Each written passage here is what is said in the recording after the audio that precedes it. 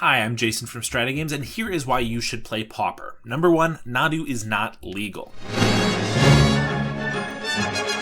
I guess if that's not enough of a reason for you because you come from playing Pioneer or something, then here are some other reasons. Number 2, cost. Pauper is by far the cheapest competitive 1v1 format. You can get basically any deck for under $100 in Pauper, and there are even several that you can get for like $50 or so. The top decks in the format right now, $69, nice, $77, $82, $78, and it just keeps going. There are in fact only 2 decks on this entire list that are more than $100, and that's Cycle Storm 178, but when we click into it, the deck list here is actually only $80. That's because there are some versions that could be as much as $178, but there are some that are only $80, but also only 9 ticks on MTGO, very cheap. The other deck is Poison Storm 126, we click into that. This deck list is actually only $91. So there are versions that are over 100, but you can build a version of any deck for under $100. Most of the time the MTGO versions are cheaper. Sometimes they're a little bit more pricey because there are certain cards in the decks that are very expensive on MTGO because they're really good in certain formats, especially Pauper, which is a primarily online format. So for under $100 you can get a tier 1 deck. Mono Red is a really good one. 82, this version's $100, but on MTGO it's only $35, which is very reasonable for a tier 1 deck. Mono White Aggro is $56, only $41 on MTGO. This is White Weenies, and 24 of those dollars on MTGO are in Dust to Dust, a sideboard card. Now it's a very good and important sideboard card, but you don't have to start with the best sideboard in the meta. You can build just the main deck and then put what you can afford in the sideboard. That would make it so that this whole deck, minus the Dust to Dusts, only costs about 15 ticks on MTGO. So for any budget that you have, you can get started playing Pauper. Then you compare that to Pioneer. The best deck in the format is $678 and Rakdos Vampires.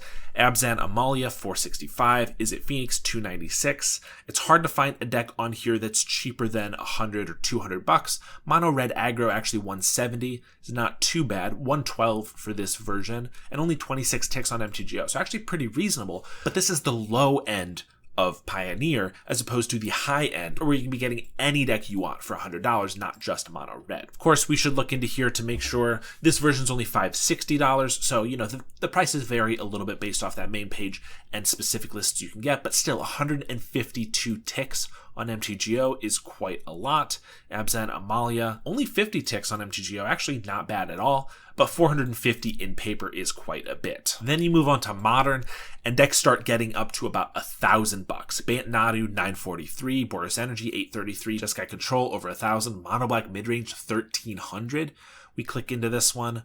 This list is actually $1,400, $535 on MTGO, and that's just for one deck. You could easily make 20 or 25 Pauper decks for a $1,400 budget. And looking for the cheapest deck here, I'm seeing Ruby Storm at $490. Click into that. This list is actually $454, $140 on MTGO. Not terrible, but again, that's the low end. Boros Burn $356. This is actually a $290 list.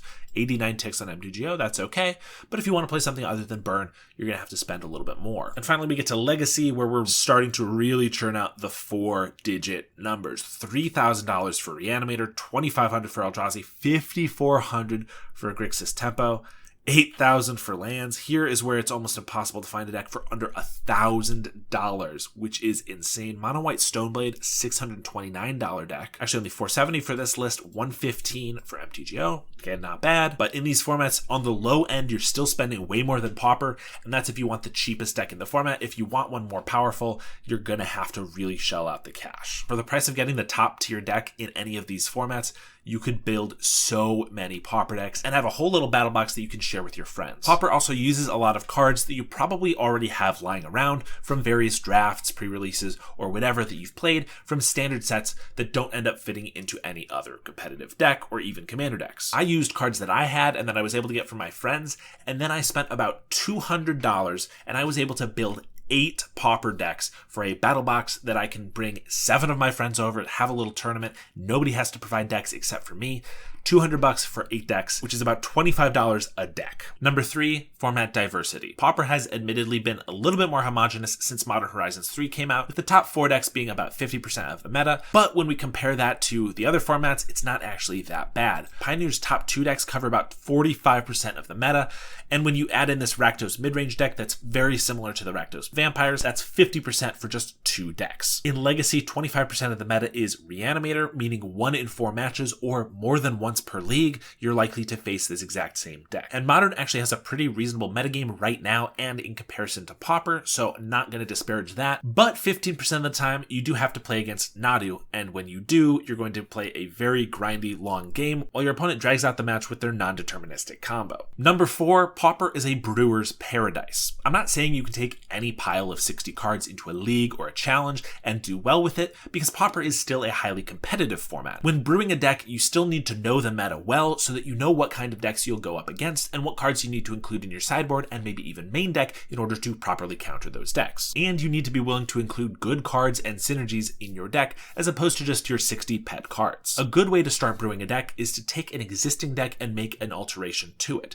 like when I took the very prevalent Grixis affinity and pared it down to a Rakdos aggressive variant. But you can also build decks from scratch. I've been playing a Dimir Scam deck for months now and have been able to get a handful of 4-1 leagues with it, doing pretty well for a home brew, and this is because I have a well thought out game plan with 15 to 20 cards focused on it, and the rest of the deck is filled with top tier removal and card draw, the types of cards you would see in a lot of the meta decks. Number 5, powerful cards. If Brainstorm is your favorite card, you're in luck because it's legal in Pauper and we have a bunch of shuffle effects to back it up. We also have Ponder, Preordain, Counterspell, Lightning Bolt, Delver of Secrets, Ephemerate, a better Goblin Guide, the Initiative, the Monarch, free spells, crazy value engines, turn 2 kills, Reanimator, Infect, infinite mana, and artifact lands. Take that, Modern. Just because the format is comprised only of commons doesn't mean that it's not a powerful format. In fact, because of bannings and because Modern and Pioneer start their legality at a certain point in Magic's history, whereas Pauper you can play any card from history that's had a common printing, you can actually have more powerful cards and interactions than some of those other formats. Number 6, a transparent and involved governing panel. Pauper, like Commander, was originally a fan-made format, and thus it's managed not by a bunch of apathetic employees at WotC who don't even play the format, but by a panel of 7 people who are active in the format and the community, some of which even write articles for various companies about Pauper. Yes, Gavin Verhey is a WotC employee, but how he and the rest of the panel have handled communication regarding banning cards, not banning cards, and other updates has been vastly different than those from Pioneer, Modern, and Legacy. In mid-May, we had the banning of All That Glitters in Pauper, a card that has been terrorizing the format for months. Instead of having to take to Twitter to accost WotC staff about the rationale behind the banning, Gavin brought us a great in-depth article regarding why All That Glitters was banned and the other cards that they considered banning in its place. Alongside this article was a 17-minute video of Gavin speaking candidly about many of the same points in the article, but in another form, making the information even more accessible to the player base. While Gavin is often the spokesperson on these topics, he relays that all of the Pauper format panel talks on a weekly basis and has weighed in on the decisions that they make and often unanimously agree upon the appropriate course of action. Less than a month later, with the advent of Modern Horizons 3, there was another card that was looking to get banned, Cranial Ram. Rather than receding to their underground lair to make a decision about its banning, the PFP asked for feedback regarding their decision to ban All That Glitters instead of the artifact lands, and then asked how they should handle the almost certainly overpowered Cranial Ram. Should it be pre-banned or given some time to wreak havoc? The overwhelming majority suggested that it should not be allowed in the format at all, seeing as it was unequivocally going to be broken, just as Cranial Plating was originally, and waiting to drop the ban hammer would impact Paupergeddon, the largest Pauper tournament in the world, making it so that the whole tournament was about playing the broken new card or beating the broken new card. After actually listening to the players of the format, the PFP opted to pre-ban Cranial Ram, to the joy of most of the community. Number 7, competition. If you're a tournament grinder looking for another format to crack, Pauper is perfect for you. Just like Pioneer, Modern, and Legacy, MTGO hosts Pauper leagues you can play whenever you want, and challenges and preliminaries every single week. There are also in-person tournaments at most big events, including SCG cons and Magic cons like Amsterdam and Chicago, where they each had an 128-person Pauper Cup. I played the Magic Con Chicago Pauper Cup earlier this year, and it was a blast going 2-6. If you live in Europe or are up for international travel, every 4 months Italy holds Paupergeddon, the biggest Pauper tournament in the world, rotating locations between Rome, Pisa, and Milan. Also check your LGS to see if they already run a Pauper event. It's not the most prevalent format, admittedly, so if not, convince a handful of your broke friends to start playing on a regular basis, and it shouldn't be too hard to convince your LGS to start running official events. Number 8, format health. In an ideal meta of any format, as time progresses, the meta will evolve, as players try out new decks and seek to counter whatever the mainstays of the format are. In rock, paper, scissors, if rock is the dominant archetype, strongest in a vacuum, then you need to play paper in order to counter it. Now, in a meta comprised mostly of rock and paper, why would you keep playing rock? You might as well switch to paper as well, or better yet, switch to scissors. I mean, no one's playing scissors right now, and it's sure to take down all of those paper decks.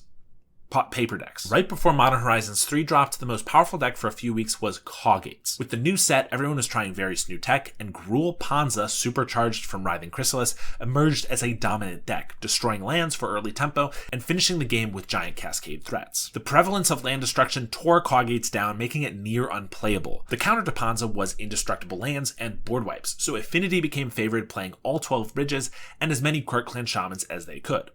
Mono Red Kuldotha also has a good matchup versus Panza, as it only needs 1 or 2 lands to operate, has lots of interaction for early Arbor Elves, and often tries to finish the game on turn 4 or 5 before your opponent can cascade too much. This made Affinity and Kuldotha the decks to conquer next. Naturally, the next deck to emerge would be strong against these two decks, and that deck caught a lot of people by surprise: White Weenie. White Weenie is good against Affinity because it's able to play a mid-range game, grinding value out of its creatures. It fills the board quickly with ground and flying creatures, making attacks with Mirror Enforcers and Refurbished Familiars very difficult, and it has access to one of the best anti-Affinity sideboard cards, Dust to Dust. It's also a strong deck against red because it has plenty of blockers for Kuldotha Goblins, and it main decks both life gain and damage prevention. White Weenie took down a challenge just a couple of weeks ago and is right now in the top 6 decks of the meta, and this was a deck that before a couple of weeks ago was just a fringe deck. And this is where the meta is right now, but White Weenie's rise is already bringing back a deck that preys on go-wide decks, Golgari Gardens, which is just filled with board wipes and removal. This is how metas should operate, constantly evolving to find the best deck not just in a vacuum, but against the other existing decks in the meta, so that the format doesn't stagnate and require a ban or an artificial rotation to shake up the format. So if you want a healthy format where you can play powerful cards, a variety of decks, and even brew your own, for a low cost, knowing that bannings are being handled well and properly communicated, and never having to play against that damn bird again, come play Pauper. And if you're interested in seeing how the format plays, then you're in luck. Our channel has a bunch of gameplay videos on it with rogue brews and meta decks alike. And here are a list of just some of my favorite Pauper content creators. So if you're wanting to get into the format, you have tons of content to start watching. Thank you so much for watching this video, and I will see you next time.